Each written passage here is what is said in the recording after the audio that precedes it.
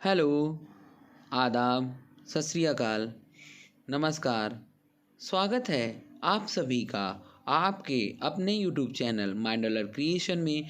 दोस्तों, जैसा कि मैंने वादा किया था कि आपको मैं केबीसी की हॉट सीट में पहुंचा कर ही मानूंगा, दम लूँगा, तो उसी के क्रम में आज का अपना अगला वीडियो है बौद्ध धर्म का इतिहास, बौद्ध धर्म की उत्पत्ति, परिचय पार्ट 1। आज इस वीडियो में आपको बौद्ध धर्म से रिलेटेड जानकारी डिस्क्रिप्शन में दी जाएगी, पूरी कायदे से बताई जाएगी। फिर उसके बाद पार्ट 2, पार्ट 3, पार्ट 4 में इसके प्रश्न उत्तर आएंगे। जो भी अच्छे अच्छे प्रश्न बनेंगे वो आपको दिए जाएंगे, जो कि क्योंकि केबीसी के लिए हमारा बौद्ध धर्म का इतिहास, बौद्ध धर्म की उत्पत्ति एक बहुत ही महत्वपूर्ण टॉपिक है, क्योंकि ये कहीं ना कहीं उसमें से रिलेट करता है और बहुत सारे क्वेश्चन या प्रश्न हर साल उसमें पूछे जाते हैं। तो अगर दोस्तों आपको वीडियो अच्छा लगता है तो आप प्लीज़ इसे शेयर करना ना भूलें और चैनल को सब्सक्राइब कर लें और ज़्यादा से ज़्यादा वॉच करें, ताकि मेरा भला हो, आपका भला हो, सबका भला हो। किसी ना किसी आशा के साथ, उम्मीद के साथ हम लोग एक दूसरे से जुड़े हुए हैं और सभी की आशाएं एक और उम्मीदें एक दूसरे से जुड़ी होने के कारण एक दूसरे लोग ही पूरा कर सकते हैं। तो चलिए शुरू करते हैं इसी आशा के साथ कि आप सभी लोग वीडियो को ज़्यादा से ज़्यादा शेयर करेंगे, लाइक करेंगे और सब्सक्राइब करेंगे चैनल को, क्योंकि मेहनत लगती है दोस्तों। मैटर ढूंढना, फिर उसे बनाना, लिखना बहुत ज़्यादा टाइम जाता है। तो उसको ध्यान रखते हुए जितने लोग भी देख रहे हैं वीडियो, जिनके तक पहुंच रही है, तो प्लीज़ वो वीडियो एक बार ज़रूर देखें। अच्छा लगेगा और आपको मज़ा आएगा। तो चलिए शुरू करते हैं वीडियो। पहला प्रश्न देखते हैं क्या कह रहा है। तो दोस्तों, वीडियो शुरू होता है महत्वपूर्ण तथ्यों के साथ। मैंने बोला था इसमें बौद्ध धर्म से रिलेटेड जो भी इंपॉर्टेंट फैक्ट है मैंने वो डालने की कोशिश की है। अगर आपको कहीं पे भी कोई भी कमी लगती है तो प्लीज़ आप कमेंट सेक्शन में जाइए और उसमें कमेंट कीजिए कि मैं इसमें और क्या सुधार कर सकता हूँ और क्या चीज़ें ऐड कर सकता हूँ। तो चलिए देखते हैं महत्वपूर्ण तथ्य। गौतम बुद्ध का जन्म कपिलवस्तु के निकट लुम्बिनी में 563 ईसा पूर्व में हुआ था। दोस्तों, जब ईसा मसीह का जन्म हुआ था उसके पहले का जो समय होता है वो क्या कहलाता है, वो ईसा पूर्व कहलाता है। और जो आपका कपिलवस्तु है या लुम्बिनी है, ये कहाँ पड़ता है, ये नेपाल में पड़ता है। कहाँ पड़ता है, वर्तमान नेपाल में पड़ता है। तो और उसका अगला क्या है, उनके पिता सुद्धोधन, यानी जो गौतम बुद्ध थे उनके पिता का क्या नाम था, सुद्धोधन था, जो शाक्यगढ़ के प्रधान थे, यानी क्या कहलाते थे, राजा। तथा माता माया देवी अथवा महामाया गणराज्य कोली वंश की कन्या थी। तो इनके पिताजी का क्या नाम हुआ, सुद्धोधन, और माता जी का क्या नाम हुआ, माया देवी, जिन्हें महामाया के नाम से भी जानते हैं। महामाया जो थी वो कौन से गणराज्य से थी, कोली गणराज्य से थी, और जो पिता सुद्धोधन थे वो शाक्य गणराज्य से थे। तो चलिए देख लेते हैं अगला और इम्पॉर्टेंट फैक्ट। तो फिर अगला है, गौतम बुद्ध के बचपन का नाम सिद्धार्थ था। क्या था गौतम बुद्ध के बचपन का नाम, तो उनके बचपन का नाम था आपका सिद्धार्थ। तो ये भी एक इम्पॉर्टेंट पॉइंट है और सब आप तो नहीं पूछा जाता, लेकिन फिर भी हमें पता होना चाहिए गौतम बुद्ध के बचपन का नाम क्या था, सिद्धार्थ था। और क्या हुआ था, इनके जन्म के कुछ दिनों बाद ही इनकी माता का देहांत हो गया था। तो इनकी माता जी को क्या हो गया था, मृत्यु हो गई थी। और इनका लालन पालन इनकी मौसी प्रजापति गौतमी ने किया था। एक तरीके से कहा जाए तो ये इनकी विमाता थी। विमाता का मतलब सौतेली माता थी। और जब इनकी मृत्यु हो गई तो इनकी मौसी से जो थे ना, तो इनके पिताजी ने शादी कर ली थी। और इनका लालन पालन किसने किया था, प्रजापति गौतमी ने किया था। किसने किया था, प्रजापति गौतमी ने इनका लालन पालन किया था। और इनका विवाह 16 वर्ष की अल्पायु में शाक्य कुल की कन्या यशोधरा के साथ हुआ था। मतलब इनका विवाह जो हो गया था वो 16 वर्ष की अवस्था में हो गया था। और वो कहाँ की, किस कुल की कन्या थी, वो शाक्य कुल की ही कन्या थी। और उसका क्या नाम था, यशोधरा नाम था। क्या नाम था, यशोधरा नाम था। और इनका विवाह 16 वर्ष की अल्पायु में शाक्य कुल की कन्या यशोधरा के साथ हुआ था। ये वाला फैक्ट क्लियर हो गया। उत्तरकालीन बौद्ध ग्रंथों में, यानी जो बाद के बौद्ध ग्रंथ हैं, यानी उत्तरकालीन आगे के आने वाले ग्रंथों में यशोधरा के अन्य नाम गोपा, बिंबा, भद्दकच्छना आदि मिलते। ये बहुत ही इंपॉर्टेंट हो गया है कि यशोधरा के अन्य नाम कौन कौन से हैं, गोपा, बिंबा, भद्दकच्छना। कौन कौन से हो गए, गोपा, बिंबा, भद्दकच्छना। और इनके पुत्र का क्या नाम था, राहुल। इनका एकमात्र पुत्र था जिसका नाम था राहुल। बुद्ध के जीवन में चार दर्शनों का अत्यधिक प्रभाव पड़ा। यानी जो महात्मा बुद्ध थे, यानी जो सिद्धार्थ थे, सिद्धार्थ जब गौतम बुद्ध नहीं बने थे तब तब उनके जीवन में जो चार चीज़ें थी, चार दृश्य थे जो सबसे ज़्यादा उनको प्रभावित करे। कौन कौन से? वृद्ध व्यक्ति। मतलब उनको इन सब चीज़ों से, क्योंकि भविष्यवाणी पहले हो चुकी थी कि ये जो आप सुद्धोधन से कहा गया था, ये जो आपका पुत्र है वो आपका राजपाट नहीं देखेगा, वो सन्यासी हो जाएगा, एक ऋषि या महात्मा हो जाएगा। तो जो सुद्धोधन थे उन्होंने क्या किया था कि इनको बाहर नहीं निकलने दी, तो और सारी सुख सुविधाएं दी थी कि अगर सारी सुख सुविधाएं देखेगा तो बच्चा मतलब हो सकता है कि अपना मतलब जो व्यवहार है वो ना बदले और ऋषि ना बने और या महात्मा ना बने। लेकिन एक बार वो राजभ्रमण के लिए निकले तो उन्होंने सबसे पहले क्या देखा? वृद्ध व्यक्ति देखा। और उन्होंने अपने जो रथ चला रहा था उससे पूछा सारथी से कि ये कौन है, तो उन्होंने बताया कि ये वृद्ध व्यक्ति है और प्रत्येक व्यक्ति के जीवन में वृद्धावस्था आती है। वो पहले जन्म लेता है, फिर वो बड़ा होता है, फिर वो जवान होता है, युवावस्था को प्राप्त करता है, फिर वो वृद्धावस्था को प्राप्त करता है। अगला क्या था? अगला था बीमार व्यक्ति। उन्होंने कहा कि जीवन एक मतलब शाश्वत सत्य है जिसमें प्रत्येक व्यक्ति क्या पड़ता है? कभी ना कभी बीमार पड़ता है, और अगर वो बीमार हुआ तो फिर उसकी क्या होती है? मृत्यु होती है। क्या होती है? मृत्यु होती है। यानी वृद्ध व्यक्ति होगा तो वो बीमार होगा और उसी की मृत्यु होगी। तो इन तीनों चीज़ों ने उन्हें बहुत ज़्यादा जग जोड़ दिया। फिर आगे जब वो चले तब उन्हें क्या मिला? प्रसन्नचित्त सन्यासी मिला। प्रसन्नचित्त सन्यासी मतलब वो साधना कर रहे थे और उनके चेहरे पे बहुत ज़्यादा तेज था। तो उन्होंने जब अपने सारथी से पूछा कि ये कौन है, तो उन्होंने कहा कि ये महात्मा है और इन्होंने संपूर्ण मोह माया का त्याग कर दिया, अपने राजपाट का त्याग किया है। इन्होंने तपस्या की जिसके माध्यम से इनके चेहरे पर तेज आ गया और इन्हें किसी भी चीज़ का लालच नहीं है और इन्हें पता है कि मृत्यु शाश्वत सत्य है और जिसे मैं एक दिन प्राप्त करूंगा, उसको प्राप्त करने के लिए ये अपनी तपस्या करें ताकि इन्हें निर्वाण यानी मोक्ष प्राप्त हो सके। फिर क्या हुआ? सिद्धार्थ थे उन्होंने क्या किया? अपनी पत्नी और बच्चों को सोते हुए छोड़कर गृह त्याग दिया। क्या कर दिया? यानी घर छोड़ दिया। घर छोड़ दिया। फिर आगे क्या हुआ? आगे क्या करने गए वो? गृह त्याग के समय सिद्धार्थ की आयु 29 वर्ष थी। मतलब जब इन्होंने घर छोड़ा महात्मा बुद्ध जी ने, तो इनकी आयु कितनी थी? 29 वर्ष थी। कभी भी किसी एग्जाम में पूछा जा सकता है कि जब उन्होंने गृह त्याग किया तब उनकी अवस्था कितनी थी। बुद्ध ग्रंथों में गृह त्याग को महाभिनिष्क्रमण की संज्ञा दी गई है। क्या दी गई है संज्ञा? महाभिनिष्क्रमण। यानी ये एक संज्ञा है कि जब चार चीज़ें उसमें दर्शाई गई हैं, तो जब उन्होंने घर छोड़ा तो उसे महाभिनिष्क्रमण की संज्ञा दी गई। अब जब ये वहाँ से गए घर छोड़ करके, तो इन्हें सबसे पहले ये कहाँ? तो सांख्य दर्शन के आचार्य कौन थे? सांख्य दर्शन के आचार्य थे आलार कालाम। आलार कालाम से वैशाली के समीप उनकी मुलाकात हुई। कहाँ पर मुलाकात हुई? वैशाली एक जगह थी, वहाँ पर इनकी आलार कालाम जी से मुलाकात हुई। फिर अगला क्या है? यहाँ से सिद्धार्थ कहाँ गए? राजगृह के समीप निवास करने वाले रुद्रक रामपुत्र नामक दूसरे धर्माचार्य के पास गए। किसके पास गए? अगले जो वो धर्माचार्य थे वो कौन थे? रुद्रक रामपुत्र। पहले वो किससे मिले? आलार कलाम से। दूसरी बार मतलब जब वो दोबारा गए तो वो किससे मिले? रुद्रक रामपुत्र से मिले। ठीक है, और फिर आगे देख लेते हैं क्या कह रहा है आगे। इंपॉर्टेंट पॉइंट क्या?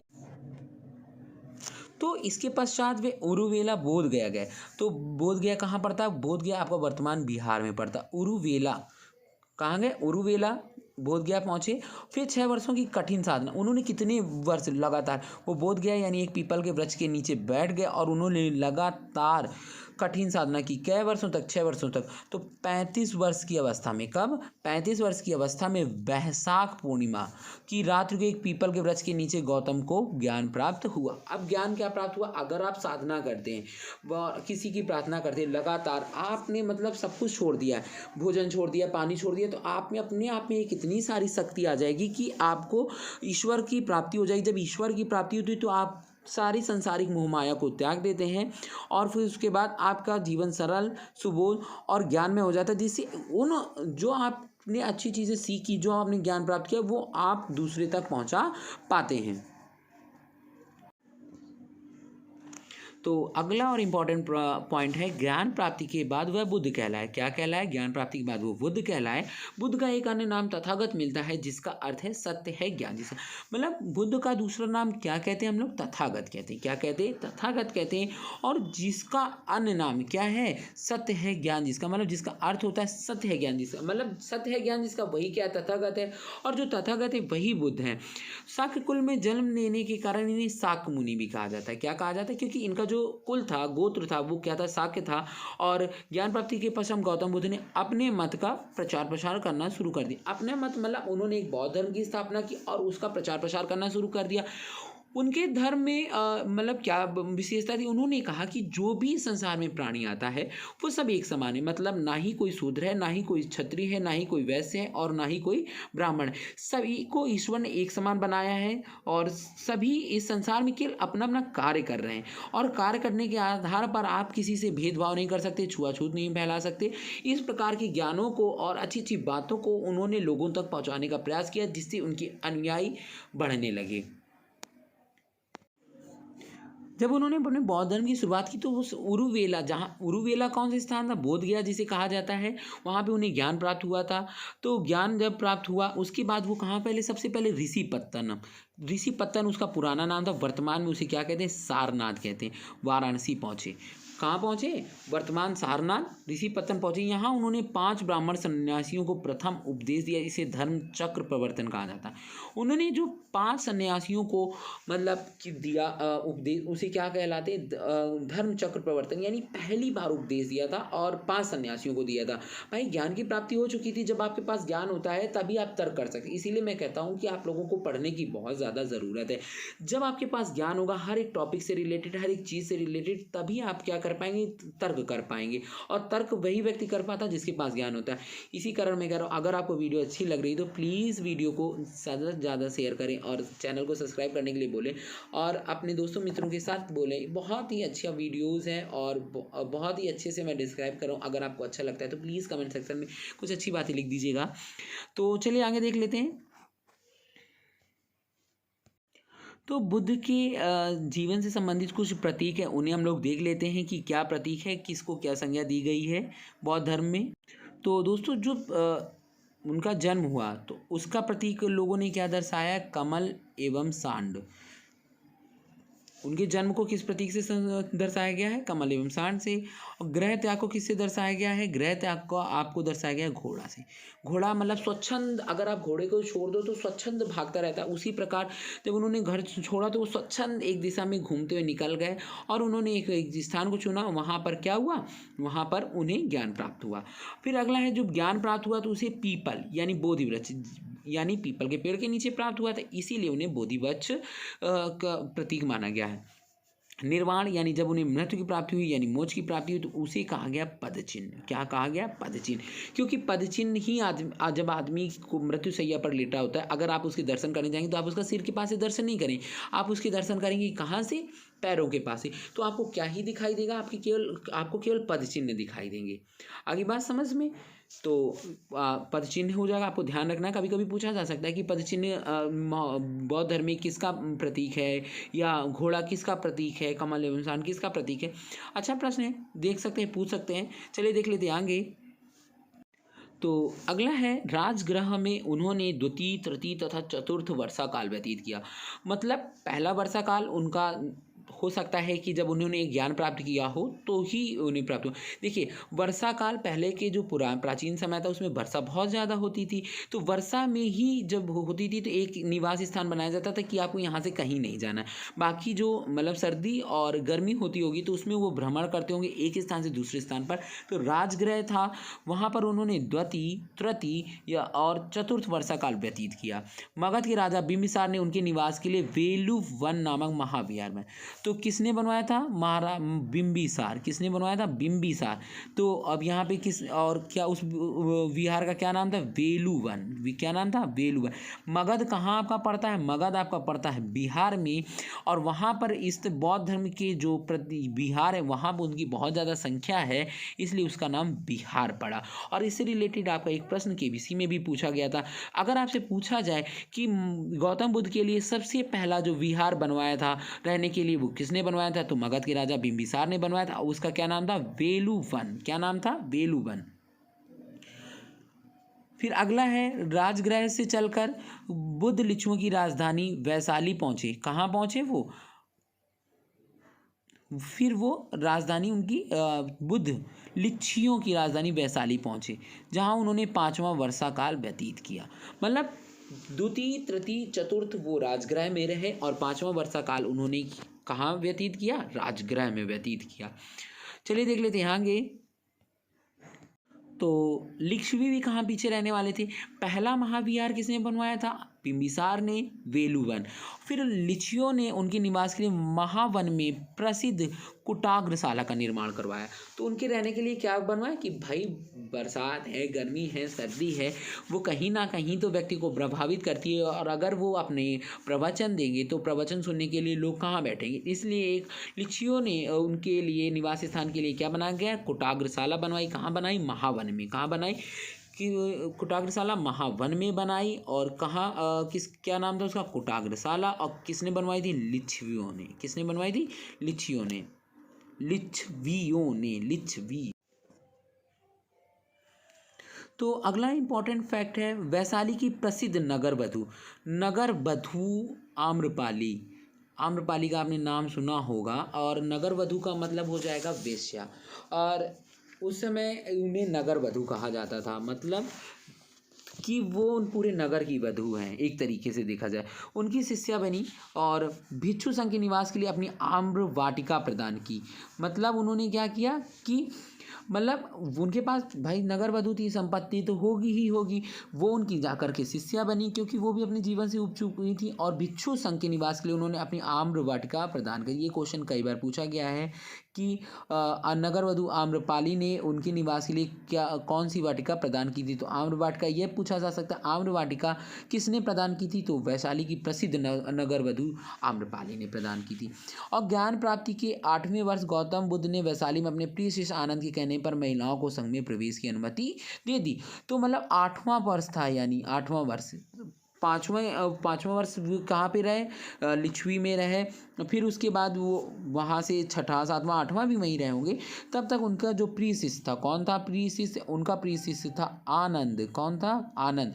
आनंद के कहने पर क्या किया गया? महिलाओं को संघ में प्रवेश की अनुमति। यानी जब आम्रपाली ने उन्हें आम्र वाटिका प्रदान की, तो तभी वो क्या बनने वाली? उसी के कहने पर, मतलब कि मुझे भी अपनी शरण में ले लीजिए, तब भी वो नहीं माने होंगे। फिर उनके जो प्रिय शिष्य थे आनंद, तो उन्होंने कहा होगा कि और आप जो है महात्मा जी, आप क्या करिए, आप स्त्रियों को भी जोड़ लीजिए।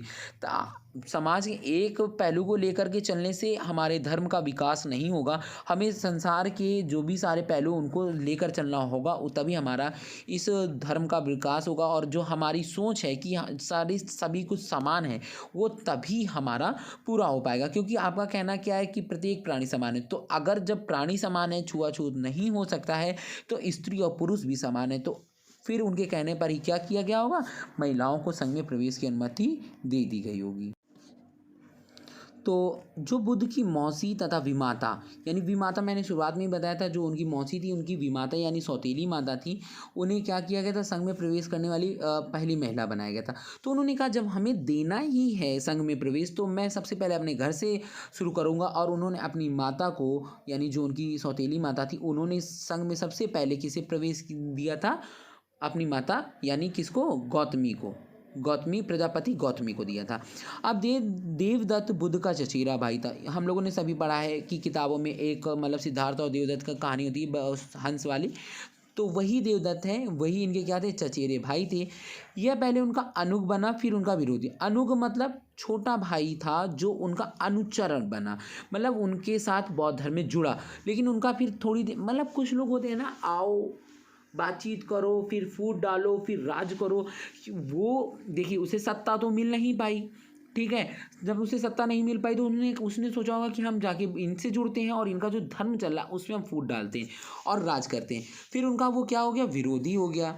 अब वह बौद्ध संघ से बुद्ध को हटाकर स्वयं क्या बनना चाहता था? संघ का प्रधान बनना चाहता था, किंतु उसे सफलता नहीं मिली। यार देखो, अगर अभी जैसे मोदी जी और योगी जी हैं, अभी हमारे मोदी जी जीवित हैं, ठीक है। और अभी अगर हम कह दें कि नहीं मोदी जी को हटाओ और योगी जी को प्रधानमंत्री बनाओ, तो क्या हो सकता है? क्या नहीं हो सकता। क्योंकि अभी अगर गौतम बुद्ध थे तो अनुयायी किसके? गौतम बुद्ध के। उसी प्रकार हम लोग किसके अनुयायी हैं? मोदी के, है ना। तो उसी प्रकार गौतम बुद्ध को लोग नहीं हटा सकते ना, अचानक से कैसे हटा दें? आप हट जाओ, हम आपको नहीं देखना चाहते हैं। उसी प्रकार हम डायरेक्ट अभी मोदी जी को हटा सकते हैं? नहीं हटा सकते। इसीलिए वो बनना चाहता था, लेकिन उसे कोई भी सफलता नहीं मिली। बौद्ध धर्म का सर्वाधिक प्रचार कौशल राज्य में। कौशल राज्य आप लोग जानते हैं भगवान श्री राम का राज्य कौशल राज्य कहलाता है, जिसकी राजधानी अयोध्या थी। यहाँ बुद्ध ने 21 वास किए, यानी 21 वास का मतलब कह सकते हैं कि 21 बार आए। कौशल राज्य के अनाथ पिंडक नामक धनी व्यापारी ने उनकी शिष्यता ग्रहण की तथा संघ के लिए जेतवन विहार दिया। अब किसने इनकी शिष्यता ग्रहण की थी? अनाथ पिंडक ने। किसने किया था? अनाथ पिंडक ने किया था, जो क्या था? एक धनी व्यापारी था। कहाँ का धनी व्यापारी था? कौशल राज्य का। और वो क्या था? उसने संघ के लिए यानी बौद्ध धर्म के लिए जेतवन विहार क्या दिया? उपहार स्वरूप दिया। भाई आप अगर किसी को गुरु मानते तो उसके लिए आप सब कुछ निछावर करना की सोचोगे। जैसे कुछ लोग मेरे वीडियोस देखते हैं, मुझे अपना गुरु नहीं तो अपना साथी मान लीजिए, और मेरे लिए कम से कम चैनल को लाइक और सब्सक्राइब और शेयर कीजिए ताकि ज़्यादा से ज़्यादा व्यूज़ आएँ, और व्यूज़ आएंगे तो और थोड़ा सा मोटिवेशन और मिलेगा पढ़ाने में, तो अच्छा लगेगा। तो जो कौशल राज के अनाथ पिंडक थे वो क्या थे? धनी व्यापारी थे, और उन्होंने उनके बौद्ध धर्म की यानी गौतम बुद्ध की शिष्यता ग्रहण की थी और जेतवन विहार उपहार में दिया था। तो भरहुत से प्राप्त एक शिल्प यानी एक शिलालेख प्राप्त हुआ है। कहाँ से? भरहुत से। इस दान का के ऊपर इस दान का उल्लेख मिलता है, मतलब किसका? अनाथ पिंडक ने जो दान दिया था उसका पूरा बाकायदा लिखा हुआ है। शिल्प के ऊपर क्या लिखा हुआ है? इसमें जेतवन जेतवन अनाथ पिंड को देती कोटि समथ तेन के तह लेख उत्कीर्ण मिलता है, मतलब जेतवन अनाथ पिंडक ने किसके लिए दिया है? महात्मा बुद्ध के लिए दिया है और उनके संघ के लिए दिया है। तो कौशल नरेश प्रसेन, और उस समय राजा कौन थे कौशल के? प्रसेनजित ने भी अपने परिवार के साथ बुद्ध की शिष्यता ग्रहण की तथा संघ के लिए पुब्बाराम नामक बिहार बनवाया। कौन सा बिहार बनवाया? पुब्बाराम। अगर आपसे पूछा जाए कभी पुब्बाराम बिहार किसने बनवाया, तो वो किसने बनवाया था? कौशल नरेश प्रसेनजित ने। बुद्ध ने अपने जीवन की अंतिम वर्षा ऋतु यानी जब उन्हें महानिर्वाण प्राप्त होने वाला था तब उन्होंने कहाँ पर बिताई थी? अंतिम वैशाली में बिताई थी। कहाँ बिताई थी? वैशाली में बिताई थी। तो फिर क्या हुआ? अपने मत का प्रचार करते हुए मल्लों की राजधानी पावा पहुँचे। कहाँ पहुँचे? मल्लों की राजधानी पावा पहुँचे, जहाँ वे चुंद नामक लुहार की आम्र वाटिका में ठहरे। चुंद कहाँ किसकी वाटिका में ठहरे थे? चुंद नामक लुहार की आम्र वाटिका में ठहरे थे। उसने बुद्ध को सूकर मध्यु खाने को दिए, इससे उन्हें रक्तिसार हो गया, यानी उन्हें रक्त की बीमारी हो गई थी और सूकर मध्यु खाने को लिए दिया था। किसने दिया था? चुंद नामक लुहार ने। उनकी आम्र वाटिका में ठहरे तो उन्होंने कुछ खाने के लिए दिया होगा, जिसे हम लोग आज वर्तमान में जामुन कह सकते हैं, तो जिसकी वजह से उन्हें एक रोग हो गया था। फिर वे पावा से कुशीनारा चले गए। कुशीनारा मतलब कुशीनगर जिसे कहते हैं वर्तमान में, और यहीं पर सुभद्र को उन्होंने अपना अंतिम उपदेश दिया। सुभद्र अंतिम उपदेश किसे दिया था? सुभद्र को दिया था। अंतिम बार उपदेश किसे दिया था? उन्होंने सुभद्र को दिया था। ठीक है। कुशीनारा को वर्तमान में हम लोग बोलते हैं कुशीनगर। देखिए क्या क्या उनके साथ हुए। मल्लों की राजधानी पावापुरी पहुंचे, फिर वहाँ पे चुन नामक लुहार की आम्र वाटिका में वो ठहरे, और बुद्ध ने उसने बुद्ध को शुकर मध्य खाने दिए, जिससे उन्हें रोग हो गया। फिर वो कुशीनगर चले गए। वो जान गए थे कि उनका अंतिम समय आ गया। उन्होंने अंतिम उपदेश अपना किसको दिया? सुभद्र को। तो कुशीनारा मल्ल नागार्जुन गणराज की राजधानी में 483 ईसा पूर्व में 80 वर्ष की अवस्था में उन्होंने अपना शरीर त्याग दिया। क्या कर दिया? जब उन्होंने मृत्यु को प्राप्त किया यानी मोक्ष की प्राप्ति की, तब उनकी उम्र कितनी थी? 80 वर्ष थी। और कहाँ पर? कुशीनारा यानी जो मल्लों की राजधानी थी, मल्ल गणराज्य था, गणराज्य कहा जाता है, उसकी राजधानी कुशीनगर, वहाँ पर उन्होंने अपना देह त्याग किया। और बौद्ध ग्रंथों में इसे महापरिनिर्वाण कहा जाता है। क्या कहा जाता है? महापरिनिर्वाण, यानी मोक्ष की प्राप्ति हो गई। अब अगले देख लेते हैं इंपॉर्टेंट फैक्ट क्या बचा है। आखिरी और महत्वपूर्ण पॉइंट है। फिर इसके बाद जो भी पॉइंट बचे हैं वो हम लोग प्रश्नों में प्रश्नोत्तर जो आएंगे यानी क्वेश्चन आएंगे उस पर हम लोग कवर करेंगे। तो महानिर्वाण बुद्ध की शरीर धातु यानी शरीर की अस्थियां, शरीर धातु यहाँ पे हो जाएगा शरीर की अस्थियां के दावेदारों के नाम है। मतलब किसने किसने सोचा कि गौतम बुद्ध की जो अस्थियां उन्हें मिल जाए, फिर जब वो मिल जाएंगी तो उनके लिए वो क्या बना सकते हैं? वो मठ बना सकते हैं। तो उन्होंने मगध नरेश अजातशत्रु ने उनकी दावेदारी की, वैशाली के लिच्छवी किसने की, पावा के मल्ल ने की, कपिल वस्तु के शाक ने, अब भाई कपिल वस्तु के शाक तो करेंगे क्योंकि उनके ही थे। रामगाम के कोकिल, ये भी मान लीजिए ये उनके ननिहाल था तो वो भी करेंगे। अलकप के बुली ने की थी और पिपीलीवन के मौर्य ने की थी, वेदद्वीप के ब्राह्मणों ने की थी। मतलब इतने लोगों ने क्या किया था, इनका जो अस्थियां थी उसे मांग करी थी। किसने किसने, अजातशत्रु ने, वैशाली के लिच्छवी ने, पावा के मल्ल ने, कपिल वस्तु के शाक्य ने, रामगाम के कोलीय ने, कोली उनका ननिहाल था, अलकप के बुली ने, पिपली वन के मौर्य तथा वेदद्वीप के ब्राह्मणों ने। तो दोस्तों ये अंतिम पॉइंट था। अगर वीडियो आपको जरा से भी अच्छी लगी तो प्लीज़ चैनल को लाइक एंड सब्सक्राइब करना ना भूले। थैंक यू फॉर वॉचिंग बौद्ध धर्म का इतिहास पार्ट 1। अब मिलते हैं नेक्स्ट वीडियो में पार्ट 2 के साथ। तो जुड़े रहिए चैनल के साथ और ज़्यादा से ज़्यादा शेयर कीजिए ताकि जल्दी से जल्दी वीडियो आए और मज़ा आए बनाने में। तो थैंक यू फॉर वॉचिंग आपका अपना यूट्यूब चैनल। मैंने आपका अपना बोला है, मैंने अपना नहीं बोला है, तो आप लोग अपना समझ के शेयर कीजिए, लाइक करिए, सब्सक्राइब करिए, फॉलो कीजिए।